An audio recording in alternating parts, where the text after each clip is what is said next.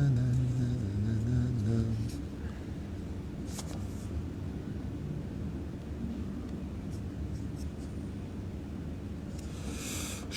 Uvracha Erev Tov Beshem Hashem Naaseh Venatzliach Shinizke Lagdil Torah Ladira. On est ce soir le mardi 27 du mois de juillet et déjà le Yutet du mois de Av, une idée qu'on prendra de la paracha de Ekev Be'ezrat Hashem. Je suis racheté par Binyamin Kalfa pour une grande refoua shlema, achlama mira hatzlacha, beaucoup de mazal, beaucoup de joie et de bonheur. Sa chère épouse, Sarah Bat Daniela, à qui on souhaite tous les bonheurs du monde, que le mérite de cette étude, Yavila Be'ezrat Hashem, Osher Deshenim Veranim Iyu, refoua shlema pour tous les malades d'Israël, Bichlala Moratimi, Sarah Tane Bat Efrat Miriam Via Bat Esther, Chaya Ruchama Esther Bat Rivka, בכל חול ישראל ולאלף אלפי הבדלים, לעילוי נשמת השם הטוב, רוח השם תנחנו, ג'ורג' בן אליהו שמחה. טוב.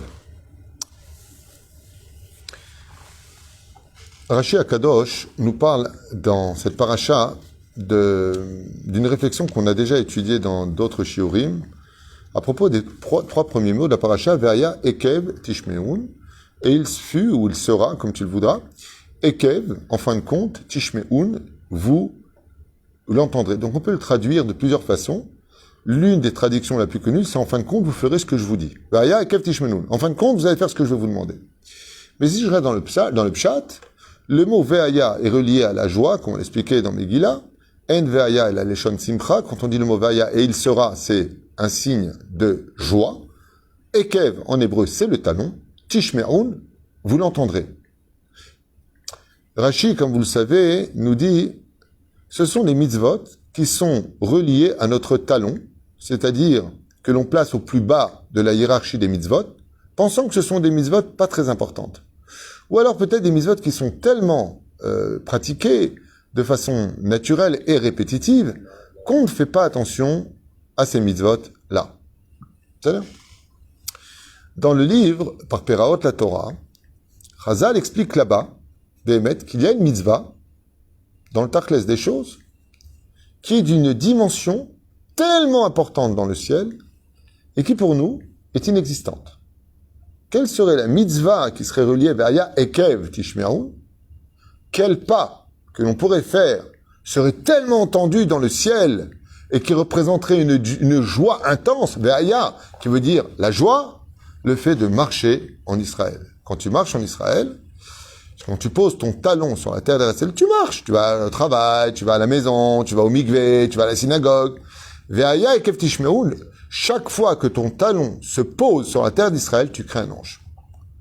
Comme ça, c'est marqué dans le livre par Peraot la Torah. Ve'aya Ekev Tishmeun, viendra un moment dans la vie, quand tu partiras de ce monde, tu vas entendre parler de quoi? Tu te rends compte, ce juif-là, il a marché sur la terre d'Israël. Les gens, ils rêveraient de marcher sur la Lune, sur la planète Mars ou sur Vénus. Nous, notre but, c'est de marcher que dans une seule terre, qui est pour nous une mitzvah. Ve'aya Ekev, quand tu poseras ton Ekev Tishmeun. La Gemara, dans Ketubot Kuf Yud Aleph, le dit explicitement. Si tu veux savoir à quel point c'est grand de marcher en Israël, si tu veux relater un petit peu de quoi est-ce que l'on parle, pour avoir le monde futur, il faut faire des très grandes mitzvot. Et pourtant, la Gemara nous dit, tout celui qui fait 4 pas, donc celui qui pose 4 fois son talon en Eretz Israël, tu peux être certain qu'il a le monde futur. Waouh! Donc on s'étendra maintenant assez facile, pas pour comprendre que celui qui va en Israël, la vie elle est dure. Parce que comme cette terre te promet le Olam Haba, automatiquement il va falloir que chaque fois que tu fais une bêtise, tu le payes cher. Donc pourquoi? Pour te rendre quitte. Et que quand tu viendras Bezrat Hashem de l'autre côté, Bezrat Hashem, tu pourras rejoindre ton Olam Haba. Et si tu as encore des choses à régler parce que tu as été quelqu'un qui a fait du mal sur cette terre, contre la Torah et autres, alors tu vas payer par le kafakela, par toutes sortes, entre le ciel et la terre. Mais sauf kol sauf, en fin de compte, Ve'aya Ekev Tishmeun, comme le dit la Gemara à Kuf Yud Amud Bet, donc Ketubot, en bas, que la terre d'Eretz Israël est capable de faire la kapara des fautes de l'homme Beshogeg. C'est-à-dire que même Tout celui qui est enterré en Israël, la terre d'Eretz Israël, quand elle est sur lui, est capable d'être comme un misbéach qui fait la kapara. Elle lui répare ses fautes. Comme une maman qui prend son fils, qui le console de ses larmes parce qu'il a mal. D'où l'importance de Béhémet, comprendre, même quand on vient malheureusement en tant que touriste, parce qu'on n'a pas encore le mérite de faire la Aliyah, quand tu poses tes pieds en Eretz Israël, Dash, Kavav. Pour nous, je marche, tu vois pas, je marche en Israël, je marche à Paris, pour moi c'est pareil. Hein? Il dit non, marcher à Paris, il n'y a aucune mitzvah. Sauf si, quand tu marches à Paris, à New York, à Hong Kong ou ailleurs, c'est pour aller faire une mitzvah. Par exemple, les Beta Knesset. Chaque pas que tu fais pour aller à une synagogue, si c'est pour une mitzvah, tu fais un pas. Mais ce pas-là, il n'est pas aussi important que marcher en Israël. Stam marcher en Israël. Qu'est-ce que tu fais? Je marche. Stam. Stam. Je marche pas pour faire une avéra. Oh, il va voyer d'utiliser les pas et la terre de reste pour une avéra. Ça, par contre, tu vas payer très cher. Le pas, il va se retourner contre toi. Et là, tu n'auras pas. Mais par contre, un jour, quelqu'un, je lui ai dit ça il n'y a pas tellement longtemps, il m'a dit, Stam, quand tu fais rien, tu fais une mitzvah. Je dis, pourquoi dans la soukha? Stam, tu es juste assis dans une soukha. Chaque seconde que tu respires là-bas, tu crées un ange. Il m'a dit, ah oui, c'est vrai. J'ai dit, c'est pareil en Israël. Quand tu respires en Eretz Israël, quand tu marches sur la terre d'Eretz Israël, Stam, tu marches. Fais un peu de marche. D'accord? Rabbi Nachman l'enseigne lui-même. Il dit que quand il est arrivé en Israël pendant 6 mois, sa plus grande passion a été de marcher sur la terre d'Israël. Quand Avraham Avinu est venu, pour rendre la terre d'Israël sainte, il a marché partout, du nord au sud, de l'est à l'ouest. Il a parcouru Israël. Il y a une grande mitzvah de marcher en Israël. Et nous, qu'est-ce qu'on fait? Par exemple, on sort maintenant du Beth Midrash. D'accord? Bon, on va pas faire attention, on va prendre une cortinette pour aller à la maison. Dommage, on va donner notre mitzvah à des roues. Prends la voiture. Chazal, par exemple, je donne un exemple concret. Si j'ai une synagogue qui est juste à côté de chez moi, et j'en ai une qu'au bout de la rue, je vais à laquelle? Celle qui est à côté de chez moi ou celle qui est au bout de la rue? Hein? Celle qui est à côté de chez moi. Non, réponse, celle qui est au bout de la rue. Ah, pour faire plus de pas. Pour faire plus de pas. Exactement. Ça veut dire que la Torah nous dit, allez à la synagogue le plus vite possible, c'est une grande mitzvah. Mais n'oublie pas que de faire des pas pour y aller. Vaya Ekev, ton talon, Tishmeroun, vous allez voir à la fin des temps. Combien Akadosh Baruch Hu va nous réserver de salaires incommensurables pour le nombre de pas qu'on aura fait sur la terre d'Israël. Kama chashuv. Kal vachomer de kal vachomer, si c'est pour des mitzvot. C'est-à-dire que quelqu'un qui part pour faire une mitzvah, Rabbi Moshe me disait toujours, quand tu vas chez un tzaddik, ne mets pas ta voiture devant le kever, sauf si la personne est handicapée ou qu'elle ne peut pas. Mais il y a une mitzvah qui va réveiller le tzaddik dans sa tombe de gagner des pas pour y aller. Et c'est pour ça que c'est toujours bizarre, mais quand on va chez un tzaddik, il faut toujours se déplacer à pied. Il y a toujours une keta, un moment où on devra aller. La voiture, elle ne va pas juste devant le kever. Il y a toujours une mitzvah, et c'est pas qu'on va faire. Nous, on ne se rend pas compte sur la voiture, on marche, bah oui, on marche. Tu vas où? Je vais sur la tombe de Amram Ben Diwan, à la Shalom. Par exemple, c'était ça Iloula. Et on va faire quelques pas pour y aller. Nous, quand on y va, on regarde pas 1 pas, 2 pas, 3 pas. Il dit, c'est exactement de ça que nous parle la Torah. Deuxième explication que nous avons dans le livre Ma'ayana Shel Torah. Il y a des choses, Béhémet, qui, à force d'être répétées, n'ont pas beaucoup d'estime à nos yeux. On le fait parce qu'on sait qu'il faut le faire. On sait que c'est important de le faire, mais on le fait mal. Pourquoi on le fait mal? Parce qu'on est tellement habitué à le faire qu'on ne met même pas du temps à se préparer à le dire et encore moins à le penser ou encore moins à le vivre. Ce sont les bénédictions quand on mange de la nourriture. Tout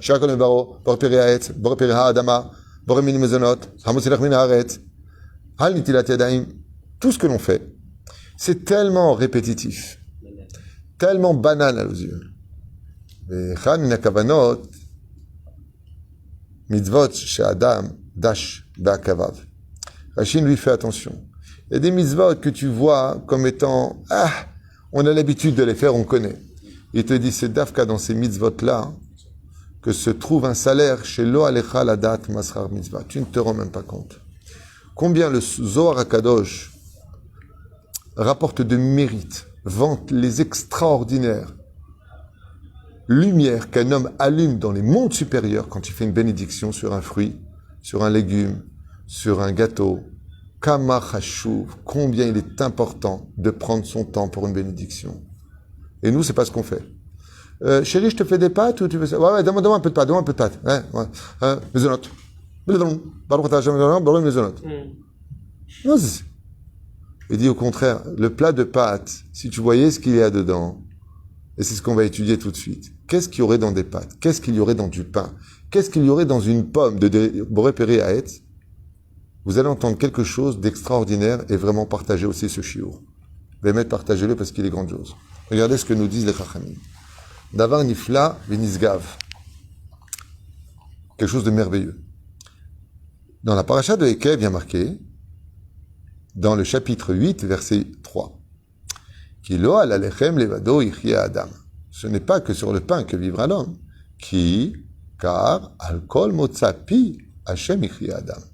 Mais sur ce qu'il sortira de sa bouche, le nom de Dieu, vivra l'homme. En d'autres termes, ce n'est pas ce que tu consommes qui te fait vraiment vivre, mais le fait d'y déposer le nom de Dieu dessus. Et à quel moment, Bémet, on dépose le nom de Dieu sur la nourriture? Baruch ata Hashem. Quand tu dis le nom de Dieu, à ce moment-là, tu vas dévoiler quelque chose dans la nourriture qui, sans cela, ne peut pas se dévoiler. Et alors, qu'est-ce que ça veut dire? Je fais une parenthèse avant de vous expliquer ce que nous dit le texte ici. Vous savez c'est quoi de manger de la viande cachère? Quand on tue un animal, comme par exemple un bœuf. L'animal, le bœuf, est composé de matière importante. Mais en lui, comme dans tous les vivants, il a en général des veines dans lesquelles circule le sang qui va irriguer tous les membres de son corps pour qu'il puisse les faire vivre. Le problème, c'est que le sang de l'animal, c'est son âme. C'est le nefesh, qui a dam ou anafesh. Car le sang, c'est l'âme. Et étant donné que c'est une âme animale, nous avons l'interdit dans la Torah de consommer l'âme animale, de peur que cette âme animale s'introduise dans l'âme de l'homme et nourrisse l'homme pour le rendre animal. Donc, qu'est-ce qu'on va faire? Épurer le sang, ça s'appelle cachériser la viande. Qu'est-ce que c'est une viande cachère? C'est pas simplement les 5 simanim, les 5 signes que l'on fait dans la shrita. C'est pas simplement vérifier que les poumons soient halak, glad, c'est-à-dire lisses, qui démontre bien que l'animal aurait pu vivre 12 mois après sa shrita, mais c'est aussi l'épurer de son sang. Car consommer le sang de l'animal équivaut à boire ou à consommer l'âme de l'animal. Et comme vous le savez, un homme qui ne mange plus du tout, ne se nourrit plus, finit par mourir. Donc il y a un besoin pour l'être humain de vivre en se nourrissant. On ne peut pas vivre sans nourriture.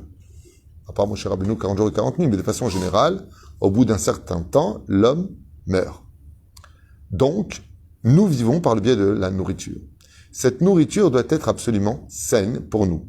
D'où le fait que dans la paracha de Shemini et autres, la Torah revient non-stop nous rappeler, faites très attention, ça c'est une abomination, c'est pas cachère, faut pas consommer. Parce que si vous les consommez, ils ne sont pas cachérisables, comme l'huître, les fruits de mer, le porc et d'autres animaux. Ils ne sont pas cachérisables, ce qui fait qu'en les consommant, l'animal s'introduit dans ton âme d'humain et tu deviens animal toi-même. Ce qui fait que quand tu pars de ce monde, si tu n'as pas fait tchouva et tu t'es pas débarrassé de toute cette impureté qui est en toi, eh bien ce n'est plus un humain qui apparaît dans le ciel, c'est une espèce de limace qui est devenue complètement abrutie parce qu'il faut savoir, comme le dit la Gemara, que le fait de ne pas manger cachère abrutit le cœur de l'homme. Mais taref auto. C'est pour ça qu'on dit d'ailleurs taref, mazé taref, impur à la consommation, tirouf, qui veut dire devenir fou. Même si c'est pas vraiment les mêmes lettres, mais c'est dans ce sens que la Gemara nous dit. Mais la reine, qu'est-ce que c'est manger cachère? C'est prendre, une fois qu'on a notre morceau de viande qui est halak, le mettre dans le sel, dans l'eau, demi-heure, 1 heure, pour que le sel devienne comme une éponge à extirper le sang de la matière et que nous ne consommions que la matière. À ce moment-là, elle devient cachère. Ça veut dire valable pour le juif. Uniquement à ce moment-là.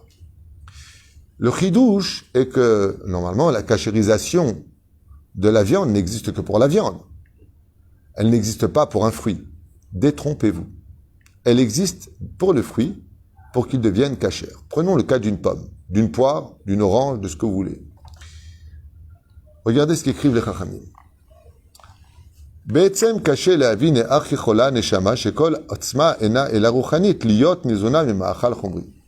Il dit, il est très difficile de comprendre ce verset, car ce n'est pas que sur le pain que l'homme vivra, si ce n'est que le nom de Dieu qui le mettra sur la nourriture. Il dit, mais la neshama, elle est spirituelle, elle ne demande pas cette nourriture matérielle. Mais n'oublions pas que dans l'homme, il y a, dans la matière de l'homme, un niveau d'âme qui s'appelle aussi le nefesh. Et donc, on a besoin de vivre selon ce principe. מכיוון שכל עצם נברא אינו מתקיים אלא בכוח דיבורו של השם יתברך בשעת הבריאה. Et là, écoutez bien ce chidouche. Comment Dieu il a créé le monde, disent les Chachamim ici? Par 10 paroles. Le monde a été créé par la parole, la matière, les univers. Comment tout ça s'est créé? Il n'y a pas quelque chose de plus fort au monde que la force de la parole. Dieu a créé le monde par la parole. Ba'asara ma'amarot nivra olam. Par les 10 paroles, le monde a été créé. Vayomer Elokim, Vayomer Elokim. Dieu a dit, Dieu a dit. Are oto koach shel hadibur ha Eloki. Ah, tamun betoch ha'ma'achal. Quand Dieu il a créé la nature, quand Dieu il a créé la nourriture, il l'a créé par la parole. Ce qui fait que la parole divine de Dieu lui-même, elle est dans la matière. Je vous ai très étonné de ce que dit le Zohar. Le Zohar, il dit, il y a plus de spiritualité dans le monde d'en bas que dans tous les mondes supérieurs. Pas possible. Là, c'est complètement spirituel. Il te dit, oui, c'est vrai. Mais il y a quelque chose d'encore plus caché. Où? Dans le summum de la matière. C'est pour ça que l'Olam Haba, ça se passera sur terre. Résurrection des morts. Et il est où l'Olam Haba? Ici. Où la matière du corps deviendra aussi supérieure que la Neshama. C'est-à-dire qu'on ne saura même plus faire la différence entre un corps humain et la Neshama de l'homme. Comme viendra l'Olam Haba. Ce sera où? Ici sur terre. Ou Amazon la Neshama. Et quand on se nourrit, comment se fait-il que notre Neshama à nous, elle se nourrit, elle se délecte comme les plats du Shabbat, toutes les soudot mitzvot que nous faisons? C'est une grande question. Il dit parce que dans chaque création de Dieu, il y a une parole divine qui est là-bas. Comment maintenant moi je vais faire en sorte que cette parole se réveille, puisqu'elle date depuis la création du monde? Quand je fais ma bracha dessus, je fais la résurrection de la parole de Dieu, de la création du monde, dans tout ce qui existe dans le monde matériel. J'achète une nouvelle voiture, chez Hayyan ou Baruch Ata Hashem Elokeinu Melech Haolam, chez Hayyan ou Viki Emanu Be'igianu Lazemanazé. Fais très attention quand tu prononces ta bracha. Tu fais triat ametim quand tu prononces ta bracha. Ça veut dire que la carotte, quand tu l'as mangée en disant Baruch Ata Hashem Elokeinu Melech Haolam Boreperi Ha Adama, cette carotte, pour qu'elle puisse grandir carotte, telle que Dieu l'a créée dans sa création du monde, depuis la création du monde, il faut qu'il y ait une empreinte de Dieu dans la parole de Dieu qui fasse grandir ce fruit. Et c'est ça qui va être ta nourriture en tant que juif. Maintenant, comment moi je peux sortir cette parole et la faire vivre, la faire revenir à la vie par ma bénédiction? Et c'est ce qu'il dit à Kadosh Baruch Hu. Aya ekev tishmeun.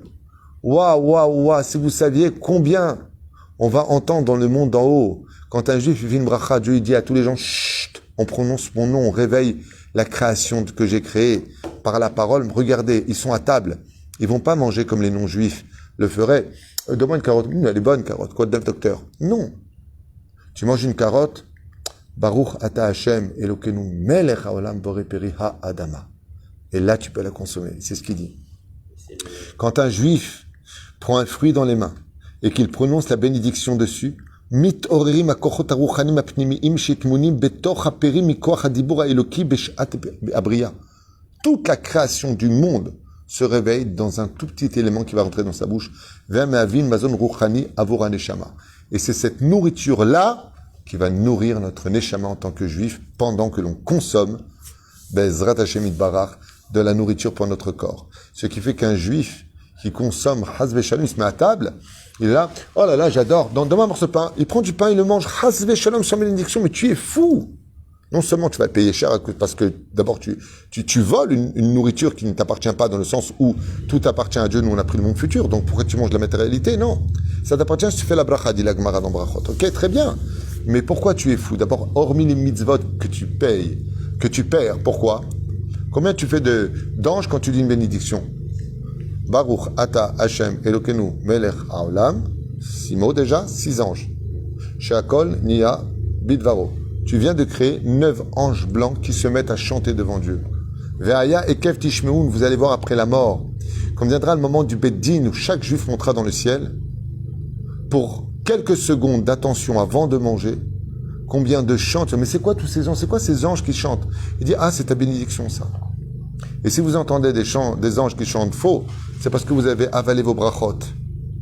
Plus votre bracha est belle et plus ces anges chantent dans le ciel.